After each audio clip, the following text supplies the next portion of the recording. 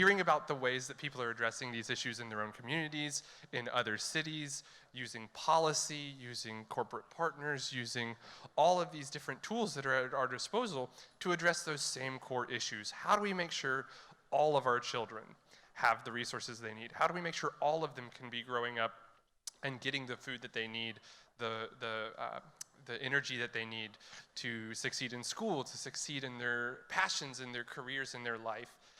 And with Little Herds, our goal is to use insects to help them find that, to help them with that curiosity, to help them open up their minds to new things like that. So I'm very excited. We've got a fun little game that we're going to play with some of our Little Herds and Future Food team to see how much you know or want to know about eating insects. So I'm thrilled to bring up Kenzie and Iffy and Sarah to come up here, and we're going to play a game with you to get you excited about eating insects as well.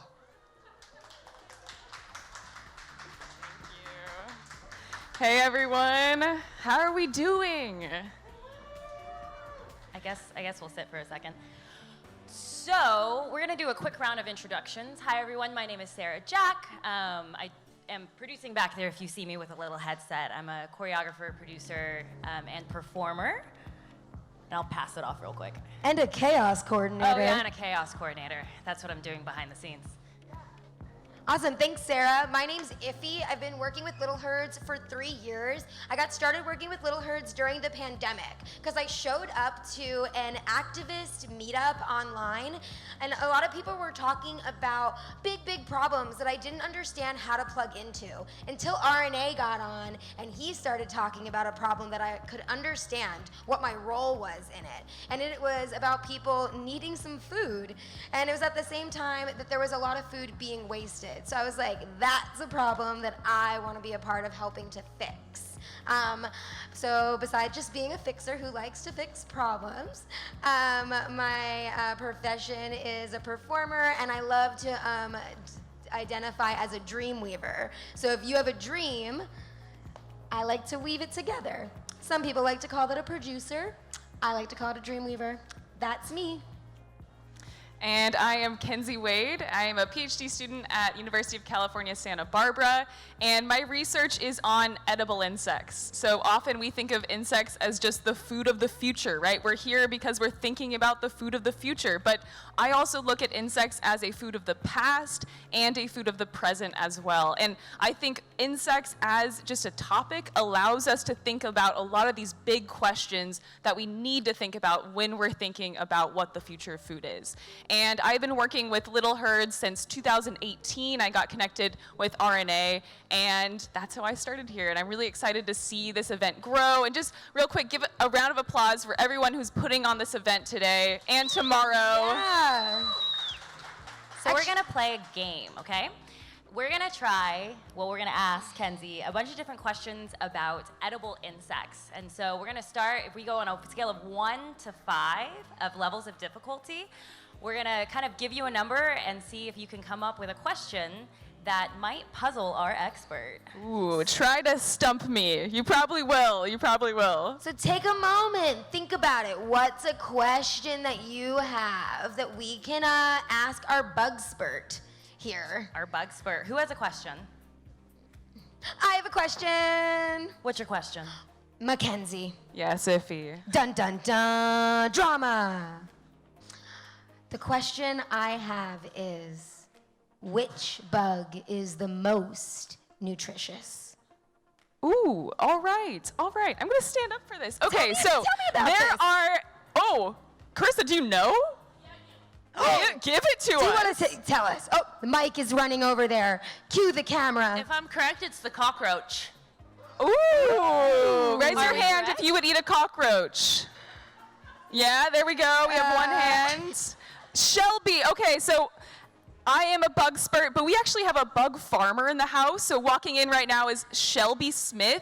Shelby runs a cricket farm in the Midwest. So she's gonna talk to you about what it's like to actually cricket farm on the next panel. But so we're talking about the nutrition of insects right now. There are 2,000 different types of edible insects.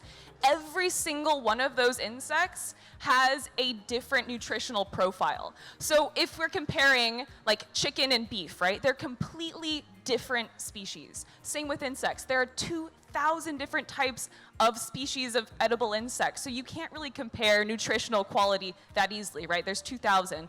But if we're thinking of the most nutritious ones, the larger ones, the meatier ones, like cockroaches, those are definitely going to be nutritious. Some have more fat than others. Some have more protein content. So it really depends on what insect you're comparing.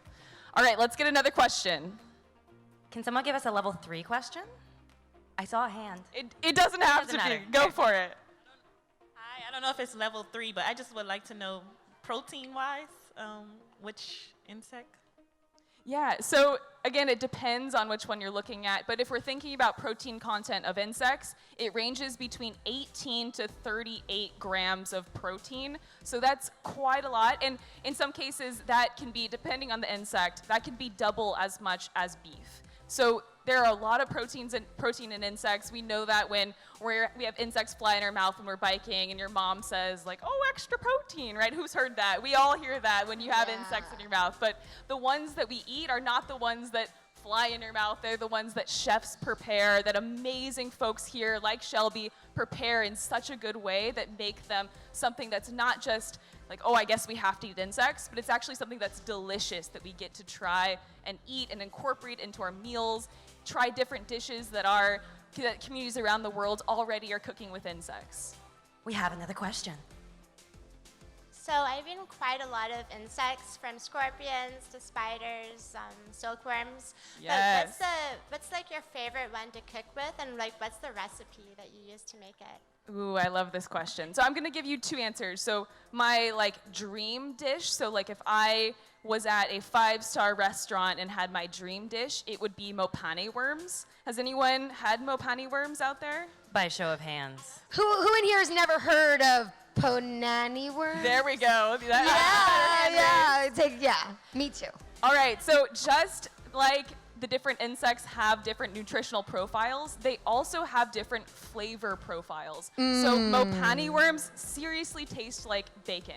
And Umami. I consider myself a vegetarian, or an ento vegetarian, if you want to include that as well. And I miss bacon. I love the taste of bacon. Don't we all? Mopane worms seriously have that taste. So I would say something with mopane worms cooked into it.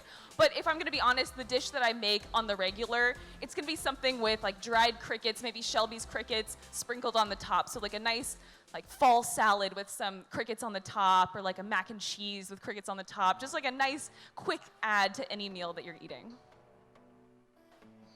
Any other questions out there? Ooh, I got this. It's okay. I can run in heels. Oh, we have our next speaker. Woo! Hi, I was just wondering, when I get cast on Naked and Afraid and I'm out there in the wilds, one, can you eat pretty much any insect raw? And even if I get a chance to cook it over an open fire, how would I identify the ones that are not edible that might be poisonous? Great question. All right, so we've been transported to the middle of the forest. We are without food. We are hungry. We need some insects to eat. Basically, any insect that you find out there is probably going to be edible. If you're finding grasshoppers and crickets and most caterpillars, those are mostly going to be edible. But of course, there are some that aren't, right? We probably don't want to be eating ticks, even though ticks are technically spiders. We probably don't want to be eating the ones that maybe look like something that your mom would tell you not to touch. But other than that, most insects, yes, are going to be edible, and you can eat them raw. But of course, the best way to make yourself a nice little fire, have yourself a nice little gourmet insect dish while you're stranded out there. But if you want to collect insects from the wild and you're someone who's living in downtown Austin, you can technically do that as well, but most people advise that you harvest the insects, you keep them for about a day, and you let them flush everything that's in their system out of their system so that you're not then digesting pesticides. And to kill them, the most humane way is to put them in the freezer, and they go through this natural hibernation state and then die eventually, and then you can eat them. One more question. Are there any very surprising minerals or vitamins that you wouldn't expect? We all keep talking about protein and you talked about fat, but What is a surprise thing that's found in a lot of insects that we wouldn't expect? That's a great question. So one thing that's important to me, we often don't think of insects as animals, but insects are animals, and they have vitamin B12, which is a really important vitamin for all of us. And being vegetarian, I don't get enough vitamin B12. I take supplements. Does anyone else in the room? Yeah, lots of us. Okay, Supplements. so insects, they are technically an animal meat, an animal product, so you are getting that B12. You're also getting zinc. You're getting a lot of great things. Also, they're good for your gut microbiome. There's been a lot of research done showing that insects improve your gut microbiome. So lots of great things in insects. That's a great question. All right, I think we are out of time. Almost. 55. Yeah. 54. Who should not eat insects? Great question. Who should not eat insects? Okay, does anyone in here have a shellfish allergy? We're gonna call you out. Michael. Thank you for telling us about your shellfish allergy. All right, so if you have a shellfish allergy, you should not consume insects. Who wants to give me a guess why? Anyone? Because they look similar. Exoskeleton. Good guess, I heard Sarah. it. Yes. So they have an exoskeleton just like shellfish. So you're getting the chitin, which is in their exoskeleton, and people have an allergy to that. So if you are not allergic to shellfish and you're maybe a little on the fence about eating insects, just think of them as land lobster, nice gourmet land crab. That'll help you get beyond it, right? Yes, I'm hungry for some bugs. I need the gut biomes. Outside, we have a Future Food Field Day happening. We have some folks coming by. If you're watching live right now, tune into our Instagram live. We have our social media. Twitter Live. Twitter Live. Oh, And Insta Live. Sorry, so many things happening backstage, and I don't have my headset on. Check out our Instagram live and Twitter at the same time. You can see what's happening inside and outside. It's fascinating. All right, we're out of time for now, but Thanks, we'll be back on everyone. the stage Thank later. Go try a bug. Go eat Wait, a bug. pose. Ready? And strike a pose. One more. Ooh. Thank you.